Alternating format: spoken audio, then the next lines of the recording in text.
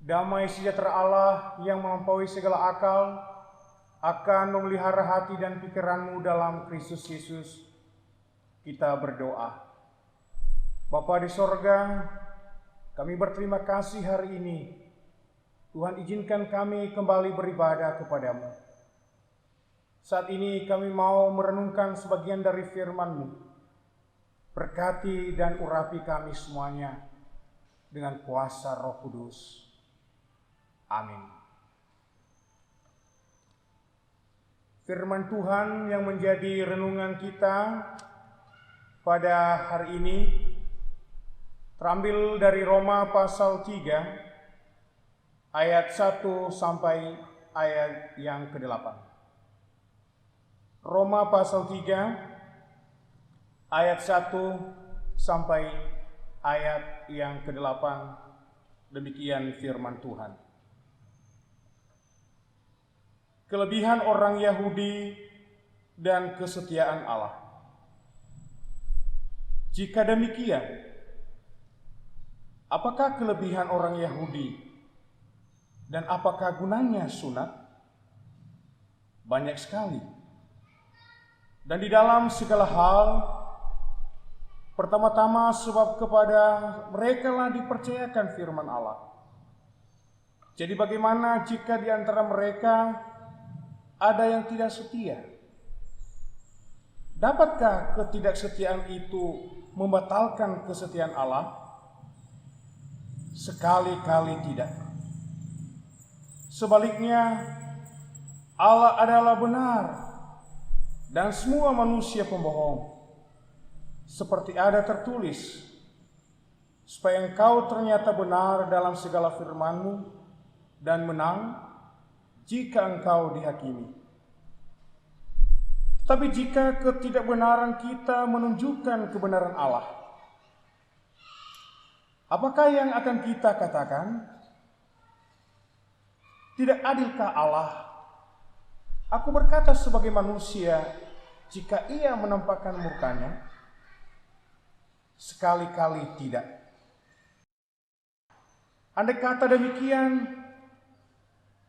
bagaimanakah Allah dapat menghakimi dunia? Tetapi jika kebenaran Allah oleh dustaku semakin melimpah bagi kemuliaannya, mengapa aku masih dihakimi lagi sebagai orang berdosa? Bukankah tidak benar fitnahan yang mengatakan bahwa kita berkata, marilah kita berbuat yang jahat, supaya yang baik timbul daripadanya. Orang semacam itu sudah selayaknya mendapat hukuman. Demikianlah pembacaan firman Tuhan. Bapak Ibu saudara yang terkasih dalam Tuhan, tema renungan kita pada hari ini yaitu kesetiaan Allah. Kita bersyukur kepada Tuhan atas kasih dan penyertaan-Nya bagi kita sampai saat ini. Kita tetap melaksanakan ibadah minggu sekalipun masih di rumah masing-masing. Hal ini terjadi karena wabah virus corona yang masih dan yang sedang melanda seluruh dunia. Namun demikian, kami percaya bahwa Bapak, Ibu, dan saudara-saudari yang kekasih dalam Tuhan tetap memiliki semangat untuk beribadah kepada Tuhan, serta iman yang teguh dalam melaksanakan aktivitas kita sehari-hari. Melalui renungan firman Tuhan sebagai bahan khotbah kebaktian minggu hari ini, kita diingatkan 3 hal penting untuk memahami kasih setia Tuhan dalam kehidupan umatnya. Yang pertama, kelebihan menjadi orang Yahudi. Kalau kita membaca konteks firman Tuhan saat ini, Paulus dengan tegas menentang orang Yahudi yang memiliki kesombongan rohani dan merasa diri benar karena mereka hidup di dalam hukum Taurat, yakni mereka sudah bersunat dan mengikuti segala peraturan-peraturan yang berlaku bagi Yahudi secara lahiriah. Sekalipun di sisi lain mereka mengabaikan hal-hal yang rohaniah. Maka itulah yang menjadi alasan Paulus dalam ayat 1 sampai ayat yang kedua, dengan menjelaskan apa kelebihan orang Yahudi itu. Dengan menjelaskan apa kelebihan orang Yahudi itu sendiri. Pertama-tama, sebab kepada mereka lah dipercayakan firman Allah, sehingga firman itu benar-benar mereka lakukan dalam kehidupan sehari-hari, dengan menyingkirkan sifat keyahudiannya dan tidak menganggarkan lagi sunat lahiriah, melainkan sunat dalam hati. Artinya, adanya pembaharuan perilaku, adanya sikap saling mengasihi, dan tidak membedakan satu dengan yang lain. Bagaimana dengan kita sebagai orang Kristen yang telah ditebus oleh Kristus? Adakah kita memiliki sikap kesombongan secara rohani? Adakah kita membanggakan status dan jabatan kita dalam gereja? Adakah kita membanggakan kesuksesan kita dalam pekerjaan kita?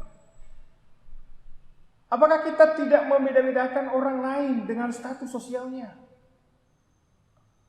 Jika ada, hendaknya kita tanggalkan semuanya itu di hadapan Tuhan.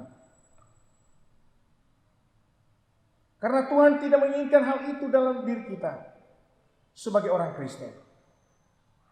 Dan marilah kita hidup seturut dengan firman-Nya. Sebagaimana yang dikatakan dalam Yakobus pasal 1 ayat 22. Tetapi hendaklah kamu menjadi pelaku firman dan bukan hanya pendengar saja. Sebab jika tidak demikian, kamu menipu diri sendiri. Yang kedua, kesetiaan Allah pada janjinya. Apakah Allah tetap setia jika orang Yahudi tidak setia? Paulus menegaskan bahwa sekalipun orang Yahudi tidak setia kepada Allah, namun ketidaksetiaan mereka tidak dapat membatalkan kesetiaan Allah. Malahan ketidaksetiaan orang Yahudi dapat dipakai Allah untuk menyatakan dirinya sebagai Allah yang benar. Allah adalah kasih, dan kasih setianya tidak pernah berkesudahan, sekalipun manusia meninggalkannya. Namun Allah masih tetap sabar dan tetap melakukan yang terbaik bagi umatnya. Bapak Ibu Saudara yang terkasih, melalui firman Tuhan ini kita dikuatkan dan memiliki pengharapan, sekalipun kita manusia yang penuh kelemahan dan berdosa. Apalagi suasana yang melanda kehidupan kita saat ini dengan wabah virus corona. Kadangkala kita merasa pesimis, bimbang dan putus asa dengan mengatakan, apakah Tuhan mengampuni dosa-dosa kita? Apakah Tuhan melihat kesengsaraan kita? Adakah Tuhan menolong kita? Jawabannya adalah ya. Karena Tuhan tidak pernah lalai akan janjinya kepada umatnya. Tuhan itu baik dan setia. Sebagaimana dalam Yohanes pasal 1 ayat 9. Jika kita mengaku dosa kita, maka Ia adalah setia dan adil, sehingga Ia akan mengampuni segala dosa dan menyucikan kita dari segala kejahatan. Yang ketiga, kebenaran Allah dalam pengadilan dosa. Sikap orang Yahudi yang melegalkan ketidakbenaran untuk membawa kebaikan sehingga mereka mempunyai alasan untuk berbuat jahat dengan mengatakan, marilah kita berbuat jahat supaya yang baik timbul daripadanya. Paulus menjawab dengan sangat tegas, sekali-kali tidak. Menurut Paulus, orang yang berpikir seperti itu layak mendapat hukuman Allah. Dalam Galatia pasal 6 ayat 7, jangan sesat. Allah tidak membiarkan dirinya dipermainkan. Karena apa yang ditabur orang, itu juga yang akan dituainya.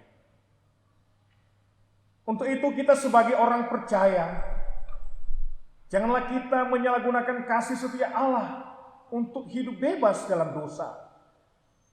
Sebab sekalipun kasih setia Tuhan senantiasa dalam kehidupan umatnya, namun suatu saat manusia akan diperhadapkan dengan penghakiman, baik sewaktu kita ada di dunia ini maupun pada kedatangan Yesus kedua kali.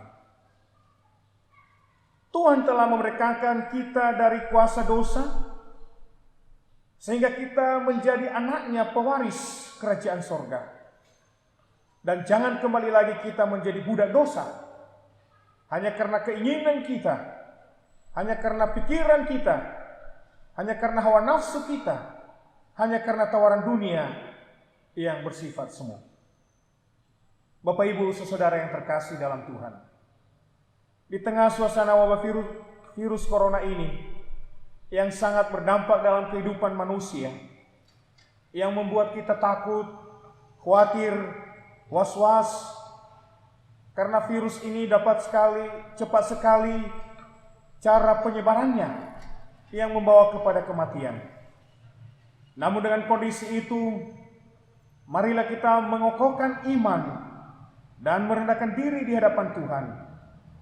Kita hendaknya menyadari akan kelemahan kesalahan kita, di mana kita seringkali tidak setia dan jauh dari kebenaran firman Tuhan. Marilah kita bersyukur karena memiliki Allah yang selalu penuh kasih dan setia kepada kita. Ia tidak pernah meninggalkan kita sekalipun kita meragukan rencananya. Karena itu marilah kita tanggalkan keraguan dan ketakutan dan mengubahkannya menjadi syukur. Karena Tuhan tahu betul apa yang sedang Ia kerjakan dalam hidup kita. Di tengah keraguan kita, Ia pasti akan memberikan yang terbaik dalam kehidupan umat-Nya.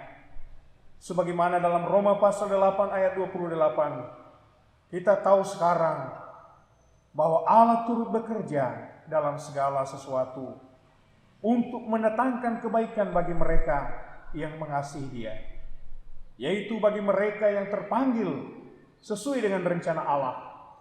Dan karena Ia setia dan kasih setianya tetap sampai selamanya, sebagaimana nats hafalan dari Bilangan pasal 14 ayat 18a demikian, Tuhan itu berpanjangan sabar dan kasih setianya berlimpah-limpah. Demikianlah firman Tuhan yang menjadi renungan bagi kita. Kiranya Tuhan memberkati kita semua.